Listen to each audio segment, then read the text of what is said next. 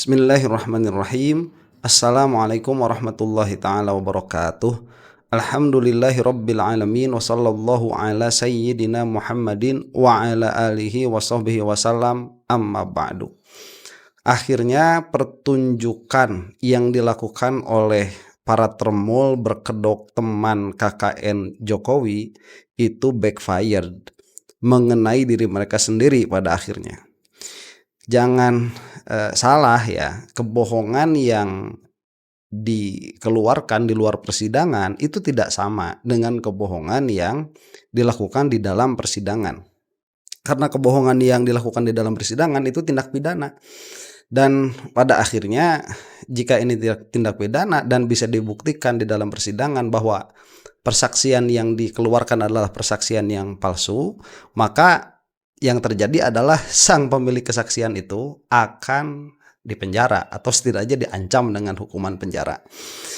Ini bukan sesuatu yang ringan ya. Kita tidak perlu, saya tidak mau menyebutkan hukum syariatnya bagaimana begitu ya, saksi palsu itu atau persaksian palsu itu, karena mungkin yang bersaksi di sini juga agamanya bukan Muslim, mungkin ya. Ya kita lihat pakai KUHP saja. Dan ini yang sudah dikeluarkan oleh Pak Muhammad Taufik melihat dari dinamika persidangan CLS kemarin. Nah saya mau mengatakan dulu seperti ini bahwa kesaksian yang tidak linear ya itu belum berarti bohong apabila mereka itu diperiksanya terpisah-pisah begitu. Dalam pengertian misalkan nih, ini ada 3 saksi ya, sebagaimana kita akan lihat nanti ada 3 saksi. 3 saksi ini misalkan satu berbicara mengenai A, yang kedua berbicara mengenai B, yang mana tidak ada sinkronisasi dengan yang A ini, yang ketiga ini berbicara tentang C, mengenai Jokowi misalkan begitu. Dan ini berbeda-beda. Nah ini bisa saja ketiga-tiganya jujur, tetapi berarti yang dibicarakan itu bukan Jokowi yang sama. Jadi kesimpulannya begitu nanti. Berarti kesimpulannya apa? Apabila ketiga saksi ini jujur, maka yang dibicarakan bukan Jokowi yang sama. Nah berarti nanti yang benar adalah teori bahwa nama Joko Widodo itu memang ada di UGM dan memang yang bersangkutan itu ber-KKN dengan para saksi ini, tetapi bukan Jokowi yang itu. Nah tapi kalau kita mau memaksakan bahwa ini adalah Jokowi yang kita maksud, yaitu Joko Widodo, yang bukan Bang Jack ya, adalah Joko Widodo mantan presiden RI ke-7 yang bohongnya minta ampun, itu banyak bohongnya minta ampun. Kalau itu yang dibicarakan, berarti yang ketiga orang ini salah satunya bohong atau ketiga-tiganya bohong, karena ini tidak linear perkataannya. Nah yang menarik dari pembahasan ini ya, ketiga orang ini susah untuk mengatakan jujur. Kenapa? Karena persaksian mereka itu tidak linear dengan kenyataan, bahkan dengan kenyataan yang nampak pada saat itu. Jadi bukan hanya dengan perkataan, bukan hanya dengan perkataan bahwa Jokowi itu KKN di tempat yang dimaksud, bukan hanya dengan itu, tetapi dengan fakta-fakta yang berlaku saat itu. Perkataan mereka itu tidak linear, ya, nggak nyambung bahasanya. Nah ini kita akan lihat ya, dan ada satu prinsip yang saya pegang bahwa apa yang sudah dilihat itu sudah tidak bisa ditarik lagi. Ya, kalau perkataan mungkin bisa diralat. Kalau penglihatan itu nggak bisa diralat. Kamu melihat sesuatu demikian, apa yang mau diralat? Perkataannya bisa diralat. Kamu salah menghukumi atas apa yang kamu lihat, itu bisa diralat. Tapi penglihatannya tidak bisa diralat. Nah sidang CLS yang sudah berlangsung kemarin tidak bisa diralat, dan kontradiksi yang terjadi itu tidak bisa diralat juga. Dan itu yang akan kita saksikan. Ini akan kita saksikan 2 video ya. Video yang pertama dan kedua sama-sama dari Pak Muhammad Taufik. Yang akan kita saksikan yang pertama ini adalah sekiranya begitu resume dari sidang CLS kemarin. Kita saksikan. Ketiga saksi saling bersilang sengketa. 2 orang yang mengatakan katanya KKN di situ, sementara yang satu adalah anak kandung, keterangannya sangat berbeda. Yang anak kandung mengatakan pentas seni itu tidak pakai gitar listrik, yang berpentas juga bukan Pak Joko Widodo, tetapi yang pentas warga. Dan logika saya ketika saya KKN, yang pentas itu memang warga, bukan kami, yang karena kita ingin memberikan kesempatan mereka untuk show up ya.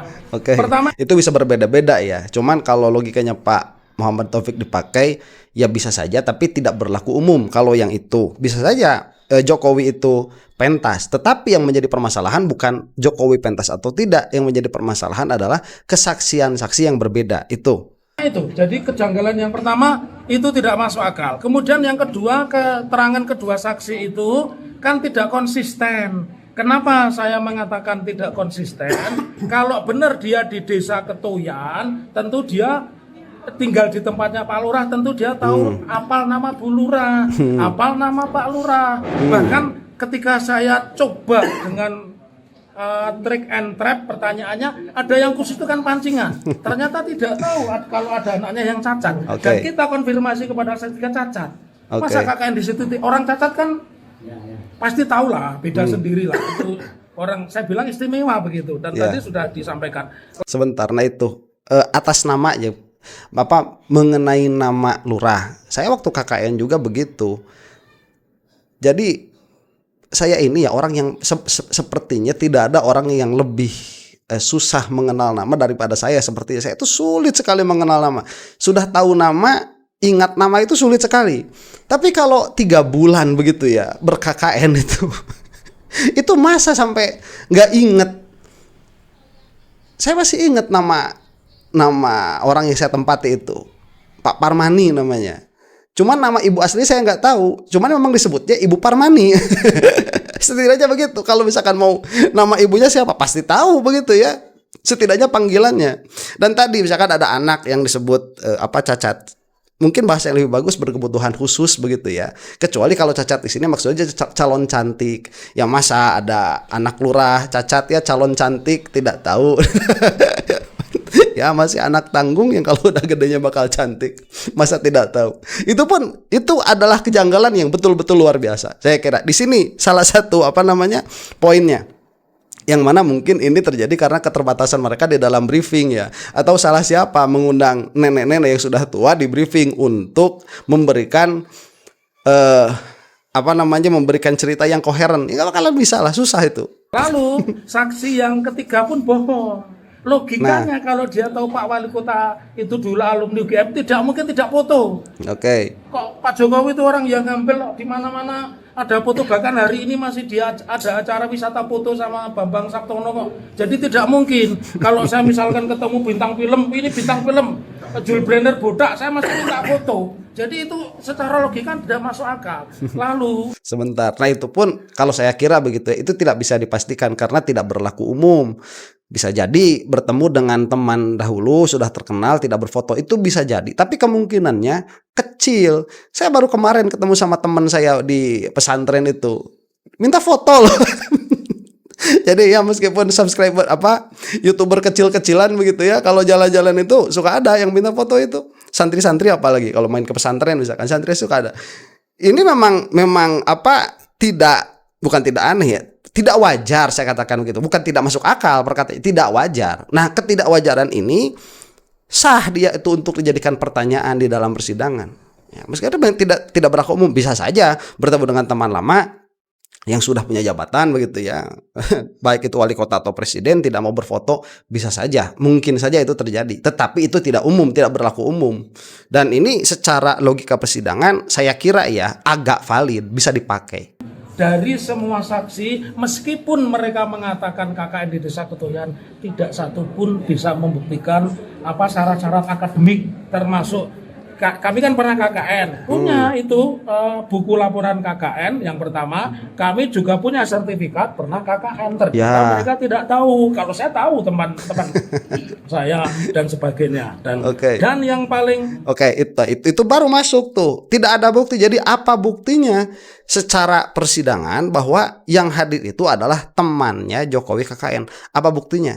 Tidak ada begitu ya, dipinta sertifikat nggak ada. Kalau waktu saya KKN itu ada ininya, ada nilainya, setidaknya begitu ya. Atau setidaknya ada pemberitahuan dari UGM memang yang bersangkutan ini kelompok KKN-nya itu anu dan anu, karena arsipnya itu saya kira pasti ada. Jadi tidak memiliki legal standing di hadapan hakim. Dilihat dari segi ini saja saya kira semua persaksian ini harus ditolak oleh hakim. Therefore nanti meskipun betul begitu ya ketiga orang ini berkumpul di satu KKN yang mana Orang yang kakaknya 2 orang yang kita saksikan ini, yang ibu-ibu rambutnya hitam sama yang rambutnya putih itu. Kalaupun memang betul mereka itu di luar persidangan ini adalah teman yang bareng KKN, tetapi di dalam persidangan mereka tidak bisa membuktikannya. Dan itu cukup saya kira untuk dituntut sebagai saksi palsu.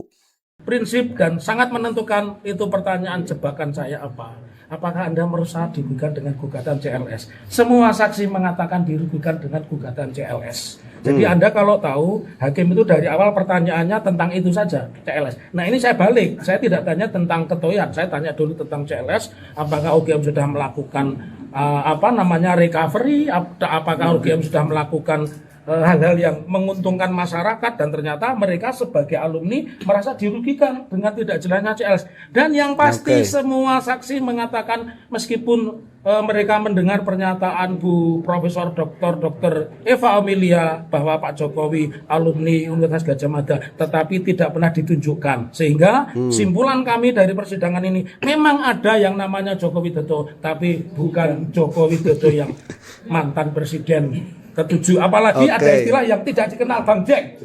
Oke, sebentar ya. Itu yang saya maksud tadi. Jadi kalau asumsinya supaya permasalahannya tidak panjang begitu ya. Asumsinya berarti ketiga orang ini berkata jujur tentang apa yang mereka katakan. Tapi kan keterangannya berbeda-beda. Berarti objek yang dibicarakan tidak sama. Nah, itu mungkin yang mau dijelaskan, apalagi keluar namanya Bang Jack. Dan sepertinya tadi ada video baru begitu ya dari Langkah Update yang mengatakan ternyata ini adalah Bang Jack yang asli. entah apa maksud, saya belum nonton itu. Silahkan tonton dulu. Mungkin besok lusa akan saya reaksi videonya. Nah, ini baru lagi. Tidak mungkin nama Bang Jack saat itu tidak melekat sampai hari ini. Ya, tidak mungkin. Teman-teman saya SMP manggil saya MT karena nama saya panjang, Muhammad Taufik. Teman-teman SMA saya manggil saya MT. Teman kuliah saya tidak ada yang manggil Muhammad Taufik, MT. Jadi tidak mungkin kalau namanya Bang Jack kok hanya dikenal pada saat ini. Dan yang pasti sangat berbahagia, 2-3 foto, 2 foto itu kreasinya Bapak polisi. Oke, ini menarik lagi. Jadi kalau masalah nama panggilan ya, memang tadi Pak Muhammad Taufik ini sering berkata dengan keumuman. Keumumannya itu ngikut terus sampai kuliah. Karena biasanya dari SMA itu ada yang ikut kuliah bareng sama kita biasanya begitu ya, meskipun itu tidak berlaku umum tapi ada. Nah, orang yang bareng sama kita sejak SMA ini suka ngasih panggilan yang sama. Jadi ke bawah itu sampai kuliah, bahkan ke bawah sampai lulus kuliah. Kadang-kadang begitu. Tapi apakah itu berlaku pasti? Tidak. Nah, tidak berlaku pasti. Yang saya heran di sini adalah kedua orang ini ya memiliki panggilan khusus kepada Jokowi dengan nama Bang Jack. Tapi teman-teman di luar KKN ini itu tidak memiliki panggilan khusus. Yang mana biasanya orang seperti itu, kalau memang ada begitu ya, orang seperti itu ada jarak dengan teman ya. Ini saya mau katakan saja, saya semenjak SD sampai kuliah tidak memiliki nama panggilan selain nama asli. Dan saya kira seperti itu jarang.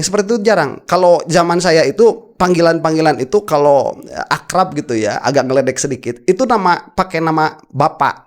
Ya misalkan nama bapak saya Pak Ipin, itu manggilnya Pin begitu. Sama kita. Sama saya tuh nggak ada yang berani. Dan itu kenyataan. Dan tidak menutup kemungkinan juga itu berlaku kepada Pak Jokowi. Kalau seperti itu keadaannya yang umum begitu, berarti Pak Jokowi ini memiliki aura khusus begitu di hadapan teman-temannya, sampai teman-temannya itu tidak berani untuk memanggil Jokowi dengan nama selain Joko Widodo, karena itu yang dikatakan oleh saksi, bukan teman KKN ya, saksi teman kuliahnya Jokowi. Tapi dua orang ini, si ibu-ibu ini berani bilang Jack sama Jokowi, tapi setelah itu tidak ada hubungan lagi. Ini kejanggalannya di situ, dalam pengertian bahwa memang kemungkinannya tidak tertutup, tidak nol sama sekali begitu. Di KKN punya panggilan, di luar KKN tidak punya panggilan, tapi ini kejanggalan karena tidak berlaku umum. Nah, ketidakumuman seperti ini kalau berdiri hanya satu kejadian saja, ini masih besar kemungkinan untuk terjadi. Tetapi apabila ketidakumuman ini terus-menerus ada di setiap perkataan, di setiap jenjang pembuktian di dalam persidangan, ketidakumuman ini terus-terusan mencuat begitu, ini sudah mulai tidak wajar. Dan berkumpulnya ketidakwajaran itu tidak mungkin begitu, itu mustahil secara statistik. Nah, kemudian ada satu fakta menarik lagi yang dikatakan bahwa ada foto kreasinya polisi. Ini yang dimaksud mana? silahkan tuliskan di kolom komentar kalau tahu ya. Kebetulan saya tidak terlalu tahu tuh.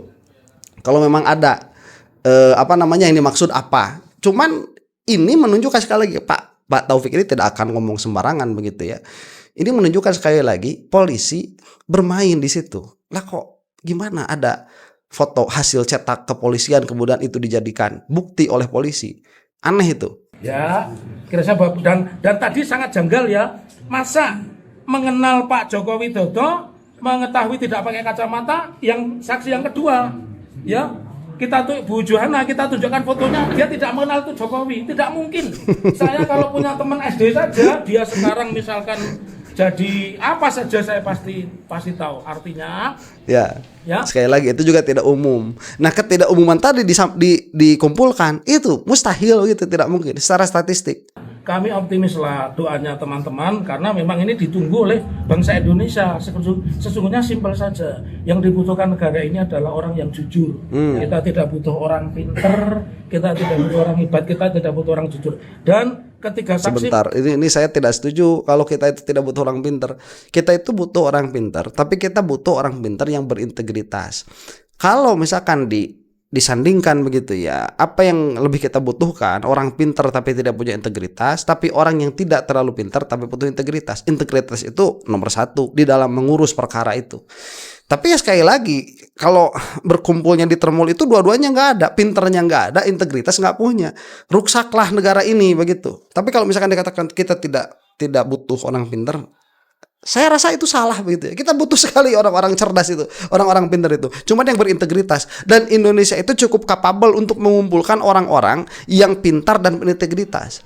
Memang salah satu penyakit orang pintar itu menipu. Itu salah satu penyakitnya. Itu dibahas di dalam kitab Ihya Ulumuddin itu. Salah satu penyakit orang-orang yang cerdas, yang pintar itu, mereka itu terlalu cerdas, terlalu pintar, sampai selalu melihat celah pada orang lain untuk ditipu. Pada akhirnya kalau mereka tidak memiliki moral yang bagus, tidak bisa menahan diri, mereka menipu. Itu kebiasaan orang cerdas. Apakah kita butuh pada orang cerdas? Sangat butuh. Tapi tadi orang cerdas yang berintegritas. Apakah sulit untuk menemukan orang-orang seperti itu di Indonesia? Tidak susah, saya katakan itu ya. Dari 270 juta lebih rakyat Indonesia, tidak sulit kita itu untuk menemukan itu. Apalagi kalau kejujuran dan integritas ini sudah diperkenalkan semenjak dini ya, dari SD, SMP, SMA begitu, itu akan sangat bagus. Meskipun menurut deskripsi mereka jujur, mereka tidak jujur kecuali saksi yang ketiga. Cuman saksi yang ketiga dia jatuh, masa foto sama Pak orang terkenal tidak ada kenang-kenangannya, tidak mungkin. Ya, bisa jadi itu terjadi ya Pak Taufik, cuman tidak wajar saja. Ya. Pak, soal tadi kan saksi juga menunjukkan foto bersama pembimbing KKN. Nah itu gimana responnya? Fotonya tidak ada tadi, tidak jelas kok. Dia yang tunjukkan itu hanya temannya kok, hanya temannya. Dia tidak membuktikan di depan sidang tentang pembimbing KKN siapa. Jadi begini, ini ada teori. Memang ada Joko Widodo di buku alumni 28 tahun Fakultas Kehutanan, 25 tahun Fakultas Kehutanan. Memang ada gambar Joko Widodo, tetapi kan kami nggak bodoh. Saya tutupi datanya. Dan Ibu Diwa mengatakan ini bukan Bang Jack.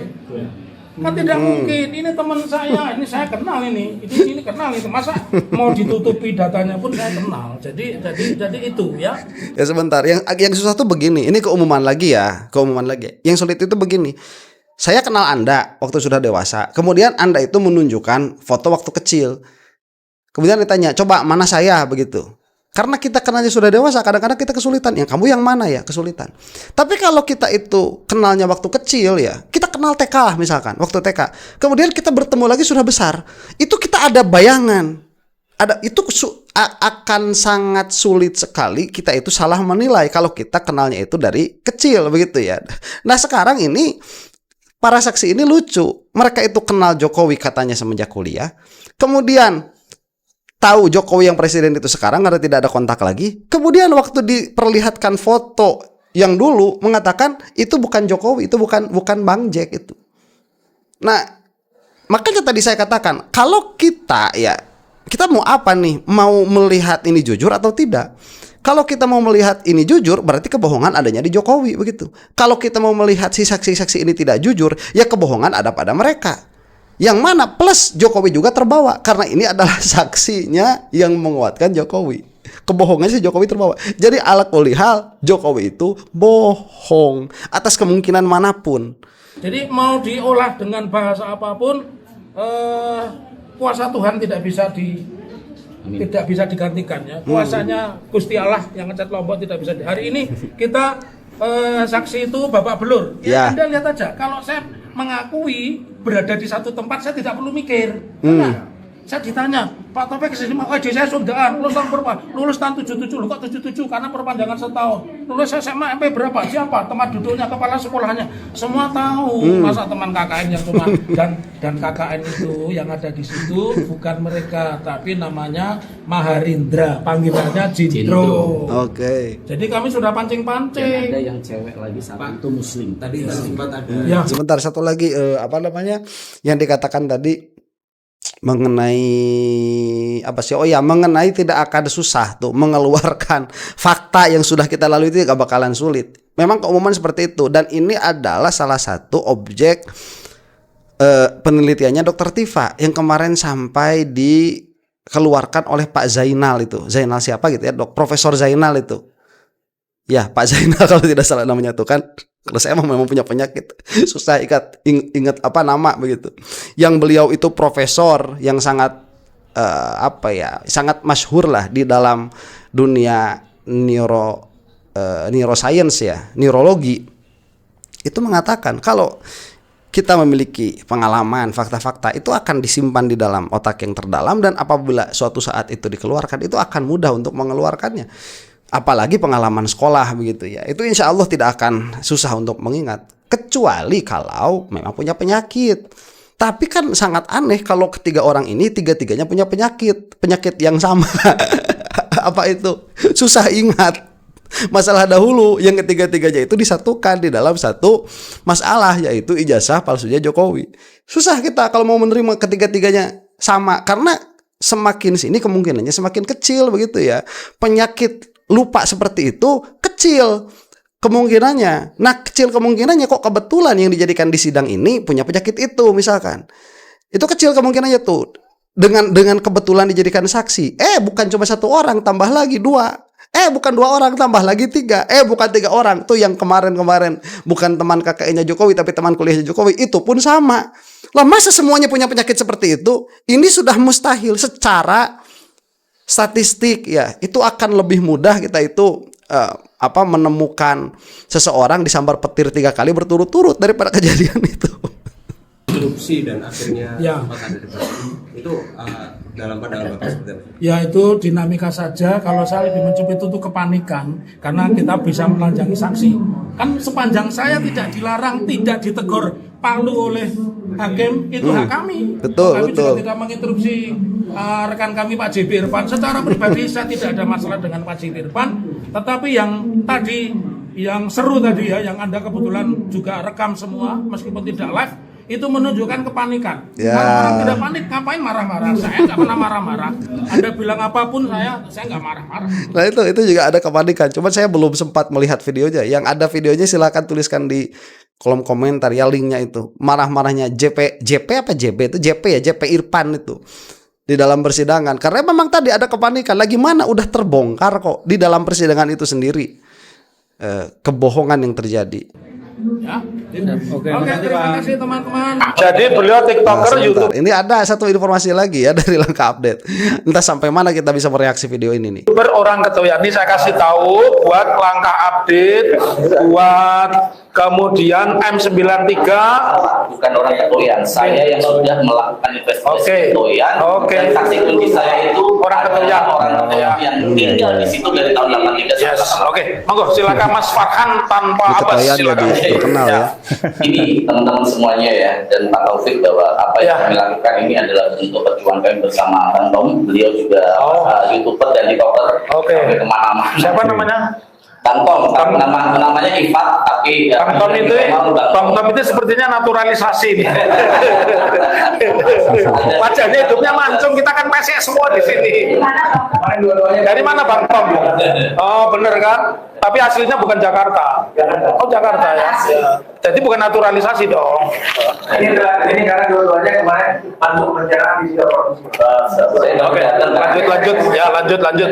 Ya. Jadi kami awalnya jujur tadi nggak terlalu mengikuti kasus ini di TikTok dan nggak terlalu percaya ya. Tapi ketika saya live, ada salah satu orang yang mengatakan dia tinggal di situ dan menjadi orang yang menyaksikan langsung dari tahun 83 tahun 88. Ya. Dan akhirnya kami temui dari di jalur itu, dia benar-benar akhirnya kita buktikan. Iya. Saya orang yang nggak mau dapat percaya, jangan-jangan ini jebakan termul nih. Betul. Ya, saya langsung melakukan, saya dihubungi Bang Miguel waktu itu. Jadi penelitiannya Mas Farhan ini kalau di dalam metodologis namanya apa? Namanya penelitian secara empiris, terlibat langsung. Lanjut. Nah, saya langsung ketemu Bang Miguel memberi informasi saat itu kita target pertama adalah ketemu sama salah satu teman yang untuk beliau yaitu Maharindra. Semua mahasiswa UGM angkatan 85 masih tahu. Nah ini yang lolos dari timnya Jokowi karena beliau adalah angkatan 69. sempat berhenti dulu 69 dia berhenti dulu maka nggak terdeteksi. Istilahnya mahasiswa selang, ya jeda gitu ya. Terus 83 baru masuk lagi ke 85 dan itulah kita yang kirim Bang Wido data 5 orang ya. Pak, saya tanya dulu Mas Farhan, beliau kan mahasiswa selang angkatan 69, jeda lama masuk lagi 83 terus KKN 85. Lulusnya tahun berapa? 85. Tahun 85 juga. 85. Terus 86. Nah, makanya nanti dijadikan kapitalisasi lu. KKN 85 lu 85 dan nggak ada. Diralat, pakai kata-kata diralat. Saya ralat bahwa Mas Narendra itu lulusan tahun 86. Setelah itu saya ketemu Bang Miguel dan tim di Yogyakarta waktu itu dengan Bang kita ke lokasi rumah yang ada di Bukit Hijau itu di Jalan Kaki. Ternyata udah digusur ya waktu itu kita bareng-bareng ke sana. Dan saya orangnya ini kan penasaran. Saya bilang ke Bang Miguel saya akan tetap investigasi dan saat itu saya alhamdulillah dapat link yang terjadi salah satu dinas lapisan saya sebutkan. Dan begitu saya mendapat informasi saya informasi juga Bang Miguel dia ada di salah satu di pulau di luar Jawa ya, pulau di luar Jawa. Dan saya orangnya ini semakin menarik nih, akhirnya saya melakukan investigasi dan datang. Alhamdulillah Pak Taufik. Saya ketemu yang namanya Maharindra, koordinator KKN di Ketoyan tahun 85 dan di situ sangat jelas menyatakan tidak ada nama Jokowi. Nih semua ya. Jadi buat kalian yang kemarin datang sebagai saksi siap-siap ya, siap-siap masuk penjara pasal 373 Undang-Undang Nomor 1 tahun 2023 ancaman penjaranya 7 tahun. Kami semua akan milih bawa beras. Biar Anda kuliah di penjara ya. Ini yang dimaksud. Dan nanti kan kalau mau sampai begitu ya, ini diajukan ke persidangan atas dasar persaksian palsu, yang mana saya tidak tahu, lebih baik senjata ini disimpan ya oleh Pak Taufik. Nanti kalau misalkan Roy Suryo-nya dimasukkan ke persidangan, di sidang yang satunya lagi yang sidang pidananya itu, saya kira ini baru dikeluarkan ya, karena meskipun ini berbeda sidang tapi ceritanya sama, linear, sehingga nanti cerita yang itu bisa menguatkan kepada proses persidangan yang ini yang pidananya Pak Roy Suryo. Cuman kalau ini mau dilanjutkan ke depan begitu, pada akhirnya data yang ada di UGM itu sangat penting sekali pada akhirnya, karena harus dipastikan dulu apakah yang Maharindra tadi itu ya, itu adalah memang betul-betul mahasiswa UGM atau ibu-ibu yang dua itu betul-betul mahasiswa UGM atau tidak. Itu harus dibuka dulu datanya. Apabila itu sudah dibuka datanya, kemudian nanti ini keterangannya akan saling bertentangan kan. Yang mana kalau keterangannya saling bertentangan, salah satunya pasti ada yang bohong. Nah, yang mana nanti yang bohong? Kalau ini masuk ke pengadilan, saya rasa hakim akan agak kesulitan dan di lain sisi tidak kesulitan, karena bagaimana kedua orang ini sudah jelas ya, yang menjadi saksi kakaknya Jokowi itu sudah jelas bertentangan keterangannya. Demikian, mudah-mudahan kita semua ada dalam maghfirah Allah Subhanahu wa taala. Wallahu taala a'lam bissawab. Assalamualaikum warahmatullahi taala wabarakatuh.